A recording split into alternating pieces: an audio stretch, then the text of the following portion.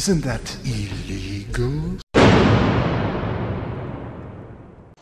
Hello children.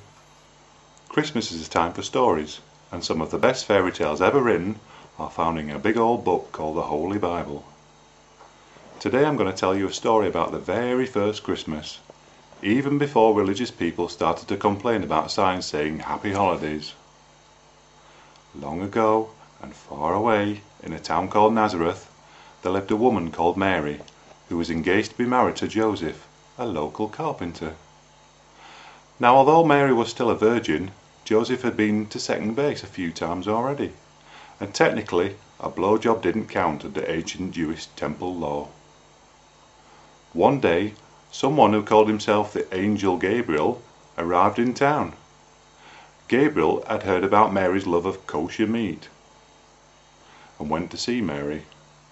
He waited until he knew that Joseph was away on business for a couple of days and wouldn't disturb them. But he told Mary that God had sent him and that he had a message for her. Mary was sceptical. "Look, I don't want a copy of the Watchtower, so just fuck off and talk about God somewhere else." But Gabriel persisted. "Mary, you have been chosen to have a special baby. The baby will be the Son of God, and you will call him Jesus." Mary started to get worried. "Look, I don't know what you've heard about me, but I don't turn tricks anymore. I'll give you a quick hand job for 20 shekels, but that's all you're getting." Gabriel knew that time was short, so he knocked Mary lightly over the head with one of Joseph's hammers and dragged her inside where nobody could see. Next morning, Mary woke up with a banging headache. Her clothes were all messed up, and beside her was a turkey baster, which she didn't recognise. Her lady lips felt a little bit sore, so straight away she put two and two together. "The bastard!" said Mary, for God's love was now inside her. Several months later, after a rushed wedding and a host of dubious excuses to Joseph and the neighbours, Joseph and Mary set off for Bethlehem for the honeymoon. Joseph was still a bit confused about Mary had managed to be with child, but Mary assured him that you could definitely become pregnant by swallowing it. The honeymoon was all booked, but at the last minute the travel company went bankrupt, so the horse and cart was cancelled and Mary had to ride on a donkey. Worse was to come, because Joseph had forgotten to confirm the hotel booking, and when they asked about their rooms, the innkeeper told them to sleep in the pigsty. Mary whispered in his ear, took him to one side for 10 minutes, then returned, wiping her hand and telling Joseph that they had been upgraded to the stables.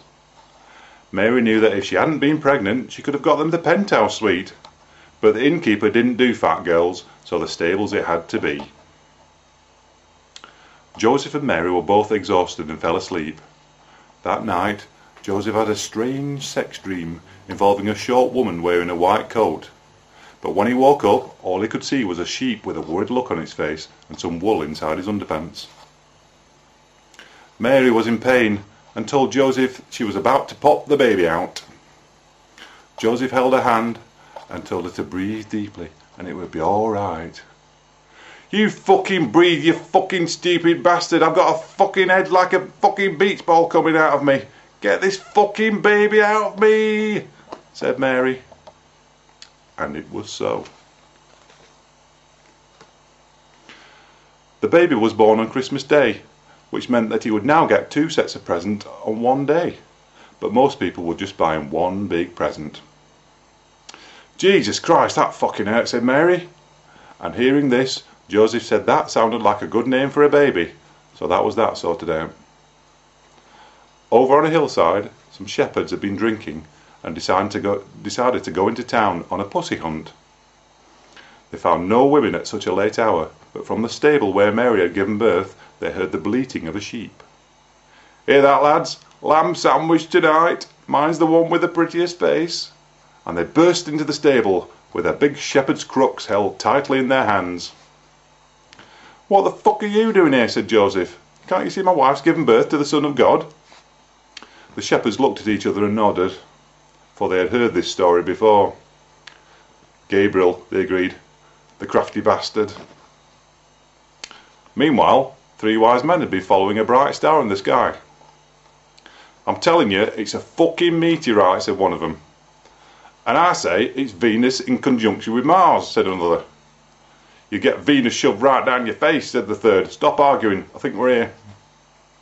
The first wise man read the sign. Son of God Hotel, this is the place. Where's the baby? Wise man number 2 pointed to another sign. Deliveries, round the back. Come on, they're in the stable. Mind that cow shit. Oh, too late. What happened then was not nearly as funny as that scene from Monty Python's Life of Brian, so we take up the story much later. King Herod heard about the birth of the King of the Jews, and he sent his men to kill all the babies in Bethlehem. Although they tried to escape, Jesus, the baby Jesus, was sadly killed. So Joseph and Mary had to adopt.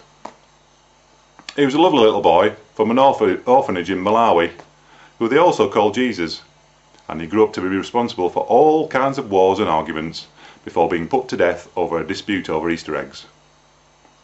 And that is the story of the Nativity. So remember, when someone brings a Christmas message to your door, stab them through the chest with a kitchen knife. They're only there because they've come to rape you. Merry Christmas, everybody. Oh. Merry Christmas. Meat pie.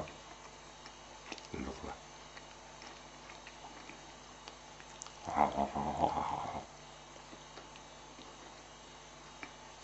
I'll finish. You can go. There's no more. Honestly, I'll finish now. Keep watching. There's nothing happening.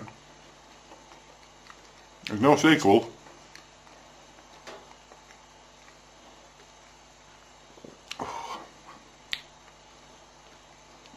Are you still here? Bugger off. Isn't that illegal? Censor your kids' ideas. Censor your child's inspiration. Censor all that. Expect a really heavy return spring, because you know what? That kid's going to turn her on you, and you're never, ever going to have a part of his life again. Casting off the chains of the world. But enough about me.